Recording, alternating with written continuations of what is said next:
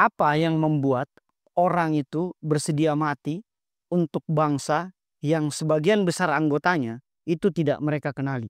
Misalnya ketika kita ingin melakukan jihad atas nama tanah air, misalnya pada resolusi jihad 1940-an yang diserukan oleh ulama-ulama NU untuk mempertahankan Indonesia, itu apa motivasinya gitu. Nah, kenapa? Karena bangsa yang kita kenal sebagai sebuah komunitas imajiner dalam bahasa Benedict Anderson itu merupakan konstruk sosial, bukan sesuatu yang memiliki fakta objektif. Karena ketika saya mengatakan di mana bangsa Indonesia, kita tidak akan bisa menunjukkan bangsa Indonesia itu di mana.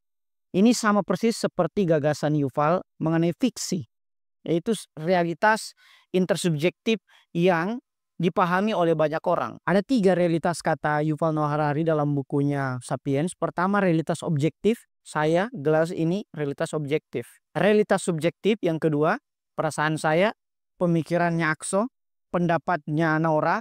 Dan yang ketiga, ini temuan dari Sapiens yang membuat buku itu menjadi bestseller global, adalah realitas intersubjektif. Yaitu realitas yang ada di dalam subjek setiap individu, tetapi dia lokusnya inter, dipahami dan diyakini oleh banyak orang. Itulah yang oleh Yuval sebut sebagai bangsa, agama, dan kemudian uang atau 3 segitiga emas. Nah, itu yang kemudian disebut sebagai fiksi. Jadi salah juga kalau Ustadz Felix mengkritisi Rocky Gerung pada waktu pemaparan di ILC mengatakan bahwa Al-Quran itu fiksi, kata Rocky Gerung yang mengutip Yuval Noah Harari. Kemudian Ustadz Felix membuat video reaction dan mengatakan bahwa wah, kenapa dikatakan fiksi? Al-Quran itu adalah dongeng. Oh, bukan fiksi itu yang dimaksud. Gitu. Bukan fiksi karya tulis, tetapi fiksi yang dimaksud oleh Yuval Noah Harari adalah realitas intersubjektif yang diyakini oleh banyak orang. Al-Quran, agama adalah realitas intersubjektif atau fiksi bersama. Nah, itulah yang oleh Benedict Anderson sebut sebagai imaging community atau komunitas terbayang, komunitas imajiner. Dan bangsa merujuk kepada itu. Kenapa? Karena ada bangsa yang tidak memiliki realitas objektif, misalnya bangsa Kurdi, yang selama ini selalu ditindas oleh Suriah dan Turki. Sebaliknya, ada wilayah yang tidak memiliki nation, tidak memiliki kebangsaan. Yaitu misalnya Antartika, itu wilayah tapi tidak memiliki nation sama sekali di situ. Nah, misalnya pula Palestina, dia memiliki wilayah, dia memiliki bangsa, tetapi tidak diakui oleh misalnya pemegang veto terbanyak dalam hal ini Amerika Serikat. Jadi itulah perbincangan kita pada malam hari ini mengenai imaging community dari Benedict Anderson. Yang mana ketika kita masuk ke dalam introduction buku ini atau pembahasan buku ini, Benedict Anderson memaparkan tentang nasionalisme itu merupakan fenomena global yang sebenarnya secara teori itu tidak memiliki fundamen yang kokoh. Kenapa? Karena tidak ada kita mengenal siapa pakar nasionalisme menurut Anda yang Anda kutip misalnya di karya ilmiah Anda. Yang ada misalnya siapa pakar hukum, siapa pakar negara. Tapi nasionalisme itu merupakan teori yang tidak terlalu kokoh. Yang mana kemudian Benedict Anderson lahir mendedahkan sebuah teori mengenai bangsa itu adalah komunitas politik yang dibayangkan. Nah, paradoksnya bangsa ini atau nation ini merupakan sesuatu yang modern bagi sejarawan.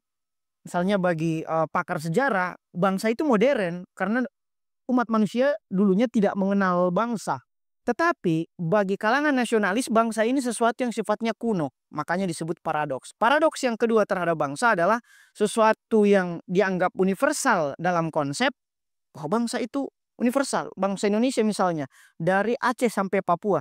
Tetapi dalam realitas praktiknya itu sangat-sangat spesifik bahwa bangsa Indonesia itu adalah orang yang lahir misalnya di Indonesia. Nah, paradoks yang ketiga terhadap bangsa adalah bangsa itu kekuatan politik besar, tetapi secara filosofi itu sangat miskin. Maka jarang sekali ada filosof yang menjelaskan tentang teori-teori kebangsaan. Karena ini adalah sesuatu yang relatif baru. Nah, pada bab 2 buku Imaging Community ini, Benedict Anderson menjelaskan tentang akar-akar kebudayaan. Yang mana Kalau kita merujuk kepada akar kebudayaan yang merupakan fondasi dari bangsa itu adalah berawal dari komunitas religius. Jadi bangsa dulu itu adalah akumulasi dari komunitas religius. Misalnya bangsa Arab, ia akumulasi komunitas religius Islam. Misalnya bangsa Cina adalah akumulasi religius komunitas dari Konfusius. Misalnya begitu pula dengan India. India sebagai bangsa adalah akumulasi komunitas religius Hindu. Nah, ini misalnya dipaparkan pula oleh Samuel P. Huntington dalam bukunya The Clash of Civilization. Nah, kemudian berangsur-angsur bangsa itu kemudian berubah menjadi kerajaan. Misalnya kalau teman-teman nonton TV series Game of Thrones itu jelaskan bahwa bangsa itu tidak ada dikenal gitu. Tetapi yang ada adalah dinasti atau kerajaan. Misalnya kerajaan di Winterfell atau kerajaan itu pun kan sebenarnya Game of Thrones itu diangkat dari novel, adaptasi novel. Itu merupakan kisah-kisah sejarah yang betul-betul ada tapi difiktifkan tokoh-tokohnya itu. Nah, kemudian bangsa yang dulunya sifatnya transenden sekarang menjadi profan. Dulu orang mati-matian untuk membela bangsa. Misalnya dulu kita mengenal ada konsep jihad dan sebagainya atau perang salib dan sebagainya. Nah, di mana kemudian akar kesadaran kebangsaan ini bisa lahir? Kenapa tiba-tiba orang bilang, yuk kita bikin bangsa, misalnya bangsa Jerman, bangsa Arya misalnya, bangsa Palestina atau bangsa Indonesia. Nah, ini dimulai setidaknya pada penemuan kapitalisme cetak massal, yaitu pada abad ke-15, yang mana mesin cetak itu ditemukan oleh Johannes Gutenberg. Di situ karena mesin cetak ditemukan secara massal, maka koran-koran itu semakin gampang untuk spread, disebarkan. Begitupun juga literatur-literatur lain, misalnya mulai dari novel yang sifatnya fiksi bahkan sampai Injil. Maka disitulah kemudian lahir sebuah agama baru yang namanya Protestan. Kenapa? Karena Protestan itu bentuk protes. Kalau kita misalnya pakai etika Calvinism, bentuk protes terhadap dogmatisme Katolik pada waktu itu. Yang mana Injil hanya bisa dipahami dan diceramahkan oleh romo-romo di agama Katolik. Kemudian lahirlah gerakan Lutherian di Jerman. Nah, bahasa cetak ini kemudian menyatukan seluruh komunitas dan pada gilirannya menciptakan kesadaran kebangsaan karena rakyat pada waktu itu mengkonsumsi informasi yang seragam. Makanya dulu dikenal ada flyer, selebaran. Selebaran-selebaran dilempar di stasiun kereta api dan sebagainya. Untuk apa? Penyeragaman fiksi bersama tersebut. Nah, Benedict Anderson juga menjelaskan tentang pionir-pionir atau pemuka-pemuka Kreol. Kreol itu adalah seseorang yang lahir berdasarkan campuran dari penjajah dan pribumi. Itu disebut sebagai Kreol. Nah, Kreol ini seringkali menjadi pelopor bagi nasionalisme di negeri jajahan. Misalnya dalam konteks Indonesia, Edward Douws Dekker. Itu kan dia Kreol. Dia Indo-Eropa gitu. Nah, misalnya pula kalau kita merujuk kepada novel yang sangat monumental dari Pramudia Anantatur, ya Mingke dengan kisah romansa dalam film itu. Nah, Kreol ini kalau kita mencari antonimnya di konteks sekarang adalah diaspora. Okay? Kalau Kreol adalah Indo-Eropa yang lahir di negeri pribumi, diaspora misalnya kayak pemain bola itu kayak ya Urat Mangun dan sebagainya. Kreol itu ikan dari diaspora. Kalau diaspora Indo-Eropa yang lahir di luar negeri. Nah, Kreol ini bukan hanya di Indonesia yang menciptakan nasionalisme, tetapi juga di Amerika Latin, tapi juga di Afrika dan di belahan bumi Asia.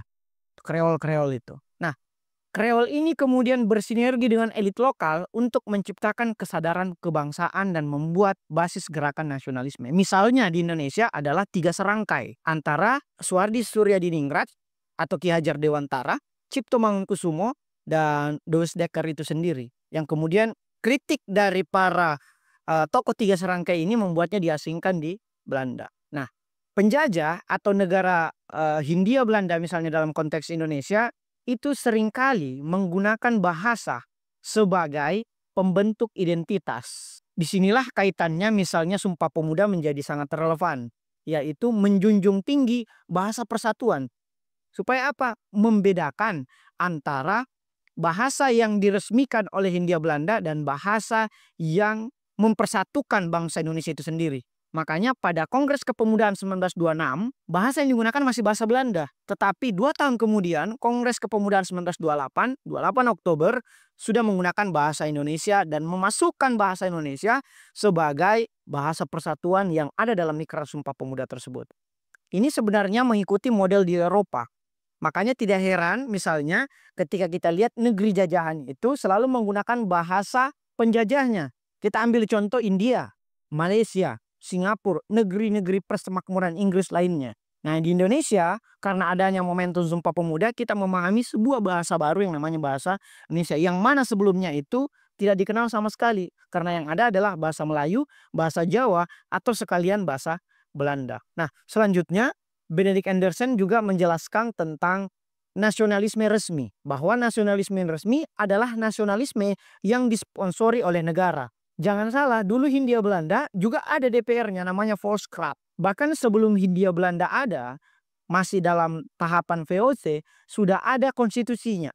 Namanya adalah Riggering Reglements. Kalau teman-teman baca misalnya Sutanyo dalam bukunya yang berjudul Purifikasi Hukum Nasional, dia jelaskan bagaimana hukum sebelum Indonesia merdeka sampai hukum setelah Indonesia merdeka yang kemudian ia sebut sebagai purifikasi. Nah, kontradiksi dari negara resmi yang kemudian ditafsirkan oleh penjajah, dalam hal ini Hindia Belanda, membuat misalnya Cipto Mangunkusumo mengkritik melalui puisi. Kenapa? Karena konteksnya pada waktu itu, pada 1913, Belanda ingin merayakan 100 tahun kemerdekaannya dari Prancis. Prancis kan menjajah Belanda, kemudian Belanda merdeka pada tahun 1813. 1913, 100 tahun setelah itu, Belanda ingin merayakannya di negeri jajahan. Sehingga Cipto Mangunkusumo membuat puisi yang ironik dan kritis yang berjudul Inlander atau pribumi. Yang mana kita biasa mendengar, seandainya aku orang Belanda, saya tidak akan merayakan kemerdekaan di negeri jajahan. Jadi itu merupakan ironi. Nah, di abad ke-20 ini, misalnya tadi kita sudah bicara tentang 1913, maka lahirlah gelombang terakhir dari kesadaran nasionalisme. Khususnya di Asia Afrika. Inilah yang membuat Soekarno mengambil momentum itu. Sehingga ada namanya Konferensi Asia Afrika yang selalu diperingati di Bandung. Nah, peran negara kolonial dalam hal ini Hindia Belanda itu membentuk sebuah imajinasi nasional bahwa Indonesia itu adalah gugusan negara yang mana mengambil bekas jajahan Belanda pada waktu itu. Padahal kita tahu bahwa sekarang NKRI itu bukan hanya bekas negeri jajahan Belanda karena juga masuk Papua. Nah, pada bab 8 Benedict Anderson juga menjelaskan tentang perbedaan antara patriotisme di satu sisi dan rasisme atau yang oleh Soekarno sebut sebagai chauvinisme di sisi yang lain. Bahwa patriotisme itu kecintaan terhadap bangsa yang bersifat inklusif dan positif. Di sisi lain, rasisme itu sifatnya eksklusif dan bukan berbasis bangsa tetapi berbasis ras. Misalnya Jawa sentris dan sebagainya. Nah, ini sering digunakan oleh Hindia Belanda untuk melakukan politik belah bambu atau segregasi. Sehingga itu yang kemudian masih kita rasakan sekarang. Misalnya ada buku menarik yang ditulis oleh Ania Lomba yang berjudul Kolonial dan Pasca Kolonial. Kita sudah tidak dijajah secara de jure, tetapi secara de facto kita mungkin masih dijajah. Apalagi kaitannya ketika kita bahas buku yang kemarin, Perang Kebudayaan, yang mana penjajahan hegemoni itu. Bahkan walaupun kita secara overclaim menyatakan bahwa kita juga tidak dijajah secara de facto, tetapi ada sisa-sisa penjajahan yang oleh Ania Lomba sebut sebagai pasca kolonialisme, yang mana kita masih merasa gandrung terhadap budaya yang pernah dipraktekkan oleh penjajah. Misalnya contoh kemarin, kita ambil contoh, kalau kita foto tapi di depan tangan seperti ini menurut Prof. Bagus Mulyadi, itu mental inlander, mental jajah. Lihat ketika orang Eropa foto pasti dia akan begini. Dia menampilkan superioritasnya. Kenapa? Karena itulah yang kemudian disebut sebagai pasca kolonial. Misalnya ketika kita menggunakan brand-brand luar, produk-produk luar, produk kebudayaan, baik itu baju, pemikiran, film, selalu merasa lebih keren. Itu pasca kolonial. Ketika kita nonton drakor dan kemudian secara sedikit demi sedikit bisa bahasa Korea, Kamsahamnida dan sebagainya. Ketika kita merasa keren dengan menggunakan bahasa asing, disitulah pasca kolonial masih menjajah alam bawah sadar kita. Nah, sehingga konteks kesadaran kebangsaan yang dimaksud oleh Benedict Anderson itu harus mensitesakan antara masa lalu yang selalu digunakan untuk membangun narasi kebangsaan, masa kini, titik temu imajinasi tersebut, dan masa depan, yaitu visi bersama kita, yang mana ada dalam alinea pembukaan Undang-Undang Dasar Republik Indonesia. Nah, selain daripada itu, Hindia Belanda juga selalu menggunakan tools-tools kolonial dalam melangsungkan praktik penjajahannya. Misalnya melalui sensus, peta, dan museum. Nah, makanya selalu erat kaitannya kalau kita ke museum itu erat dengan kaitan kolonialisme. Selalu ditampilkan bahwa ini adalah peninggalan Belanda segala tetek bengeknya. Misalnya dalam sensus itu ditentukan berapa pribumi, berapa Indo-Eropa, ada segregasi dalam sensus. Begitupun dengan peta menentukan wilayah ini adalah bekas jajahan Belanda, termasuk dengan museum. Supaya membentuk ingatan kolektif kita sebagai seorang pribumi. Nah, bahkan di akhir bukunya, Benedict Anderson juga menjelaskan tentang ingatan dan kelupaan. Bahwa negeri penjajah dalam hal ini Hindia Belanda, atau bahkan penjajah domestik, dalam hal ini Orde Lama, Orde Baru, maupun Orde paling baru, yaitu Orde Reformasi ala Mulyono, itu menerapkan narasi selektif, yang mana yang harus kita ingat, yang mana harus kita lupakan. Kita harus ingat Nawacita misalnya, tapi kita lupakan mangkraknya IKN. Kita harus ingat misalnya bahwa Jokowi itu adalah the new hope, tapi kita harus lupakan bahwa ternyata Jokowi adalah the new hoax. Itulah narasi selektif yang digunakan oleh penguasa untuk memanipulasi sejarah terhadap apa yang telah ia lakukan. Nah, ini menjadi penting untuk kita. Kenapa? Karena kata Milan Kundera, perjuangan melawan kekuasaan adalah perjuangan melawan lupa. Jangan sampai kita melupakan sejarah kalau kata Soekarno. Sehingga sebagai kesimpulan, buku ini membicarakan tentang komunitas imajiner yang disebut sebagai bangsa yang merupakan konstruk sosial dan budaya. Hanya saja batasan dari buku ini adalah hanya menyajikan tentang konteks sejarah dan budaya tertentu. Bahkan ia kurang membahas tentang perspektif gender, misalnya perjuangan kaum perempuan dalam melakukan kesadaran kebangsaan. Nah, sebagai penutup, pada 1906, 21 Mei, kita mengingat ada Hari Kebangkitan Nasional. Pada 1928, lagi-lagi pemuda, karena Kebangkitan Nasional juga itu pemuda, Budi Utomo.